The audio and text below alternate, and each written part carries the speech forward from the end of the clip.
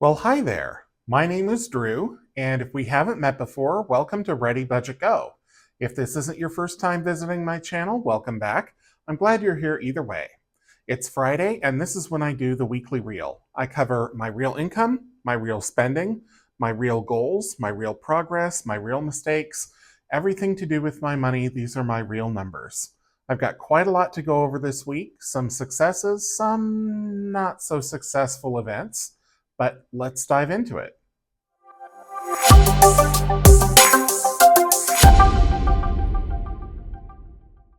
First up, let's talk cold hard cash. And it's been a while since you've seen the pouches.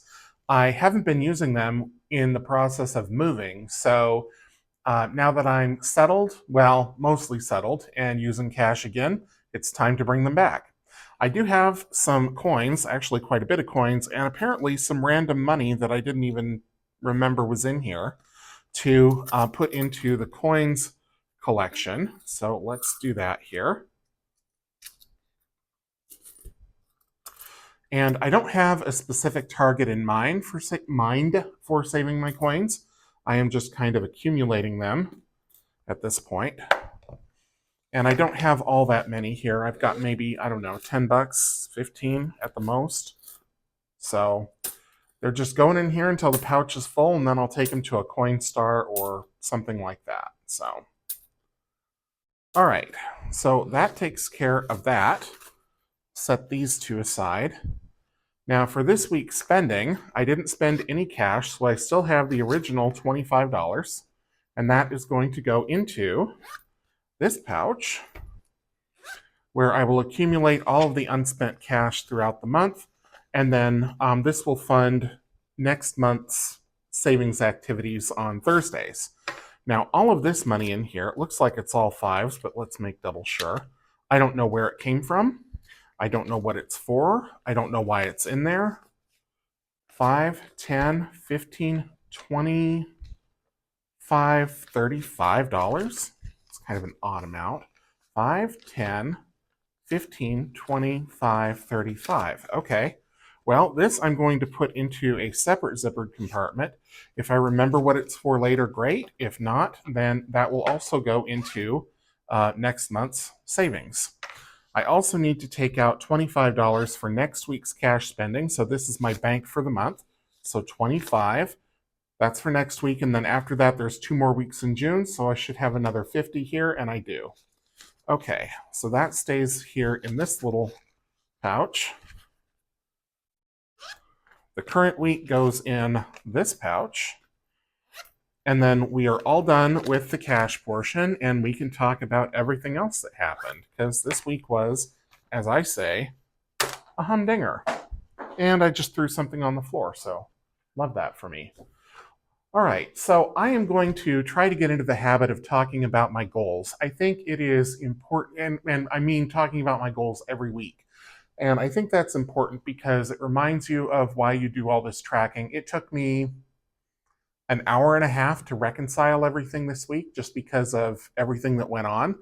And that's unusual, right? Usually I can record all the transactions in about 20 or 30 minutes because I do it all at once. If I were doing this every single day, then it would just be a few minutes a day. But today, because of this week, it took quite a while. So I've got all these goals. Some of them are complete. So emergency fund fully funded, that's done. The big move is done. I didn't fully fund it to 15,000, but I'll talk more about that later, and it's done and behind me. So what I'm working on right now is the blip fund. That's this month's goal. Next month's goal will be to contribute the full $7,500 to my Roth IRA. I've already got a start on that, and again, I'll talk about more of that later. But these two are what I'm keeping in front of me right now, and we'll go into those in more detail when we get to the savings portion. But for now, let's talk about spending. Well, income and spending, but I didn't have any income this week, so Paycheck 1 will not hit until Monday, so this is still blank. I did have a bill come out, YouTube Premium. I was all excited because I thought, well, I'm not going to have to pay as much sales tax now, so this should be, instead of rounding up to 16, I'd be rounding up to 15. But what happened was YouTube Premium had a price increase, so instead of going down, the amount went up. So I now pay $18 a month for YouTube Premium, which is pushing it. You're pushing it, Google, but That is what I pay. And then I also had a bill come in for some legal services. I won't go into detail, but it was 81 bucks. And I put it in here in bills. I could have taken it from a sinking fund. I could have put it into wallet spend and let the budget go over. But I put it in as a bill because I knew I was already under on what I budgeted for utilities, and that would be able to absorb that. So, and I'm also under on electric. So that's why I did that. So anything in orange happened this week. All right, wallet spend $236.18, so just a smidge over the $225 that I planned, but that's okay. It shows me that I can do it. One last DoorDash order, and I would have been under, so all good there. And then $510 went into my savings, into the Blip Fund this week, and I put $102 toward my stockpiles or sinking funds. Okay, let's next talk about the checking account. So this cash flow tracker is more or less like a check register where I keep track of everything that comes into and goes out of my checking account each week or each month.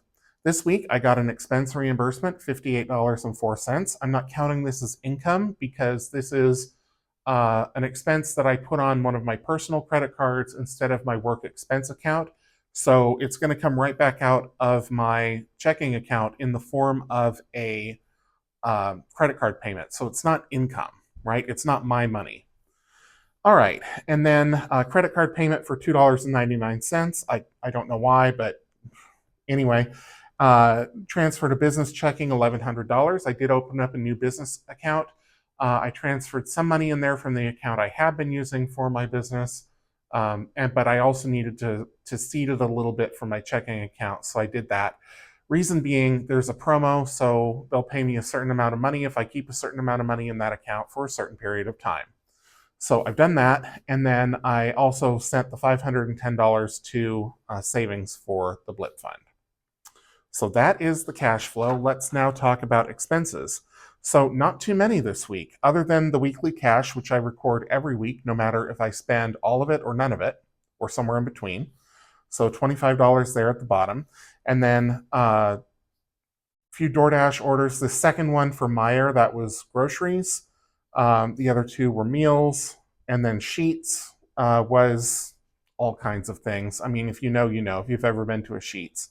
And then another DoorDash order for $16.80. So all of these plus the $25 totaled up to that $236 and change that I talked about in the budget overview. So I think that's it for this section. It is. Everything else will be at month end. So let's flip over and talk about savings. So emergency fund is fully funded. I've had this tracker complete for quite a while, but I like showing it off every now and then because it was a lot of scrambling to fully fund this because my emergency fund took a significant hit right at the start of the year and was worth about half what it is now. So super proud of that, and I haven't had to touch it since. So that's good. This is just the tracker, so $15,000. Yeah, here it was 77, so almost half back in January. Now, here we are at the Blip Fund, and this has got some color to it finally. So I was able to color in 5 sections that are worth $208 a piece. So I did that, and let's talk in more detail about how that happened. So last week I funded 504. This week I funded 510, and I also transferred in all the interest that had accumulated in my Wealthfront into the Blip Fund, because now all that's left in Wealthfront is my emergency fund and the Blip Fund. That's it. I closed out the travel category. I closed out the 2 big move categories. So everything is either the emergency fund or the Blip Fund. So I'm keeping my emergency fund at $15,000. And then the Blip Fund will just continue to grow. If it reaches $1,000 over my target, then I will probably just transfer that into the emergency fund. Because with inflation, I'm going to need to save more into my emergency fund each year anyway. Okay, so that is it for the Blip Fund. Let's next talk about, one more time, the subscription tracker. And I bring this up again, even though it's been completed for over a week now, for a very specific reason. So here it is. When I hit 1,000 subscribers, I colored in the last bubble. I saved $5,000. This originally was intended to be used for the big move, but I ended up not needing it for the big move. So what am I doing with it instead? I'm putting it into my Roth IRA. So I'm using this money to fund my Roth IRA for 2026. So let's talk about the Roth IRA. Here is my tracker. You can get this tracker from me on Etsy for sure, and I think it might also be on my Ko-fi. Both are linked down below. The Sloth IRA tracker is, well, you get 2 sheets. This one is the $7,500 version because I'm not yet 50 years of age. So in 2026, the maximum contribution for me is $7,500. For those age 50 and over, the 2026 maximum contribution is $8,600. And there's a different tracker for that that has more sloths on it. But this one is mine, and so I stamped off 50 of the little sloths because each one represents $100, and that's a significant chunk. I mean, it is literally 2/3 of the way done.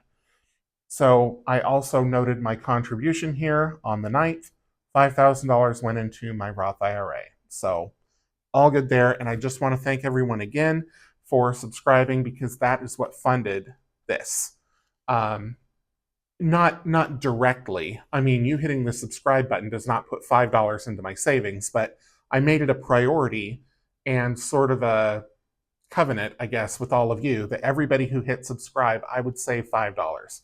And I'm happy that I was able to do that. So thank you all so much for your support, for subscribing, and for coming back and watching my videos each week. Whether you leave a comment or you never comment or you comment every time, thank you all so much. It really does mean the world. More than words can say.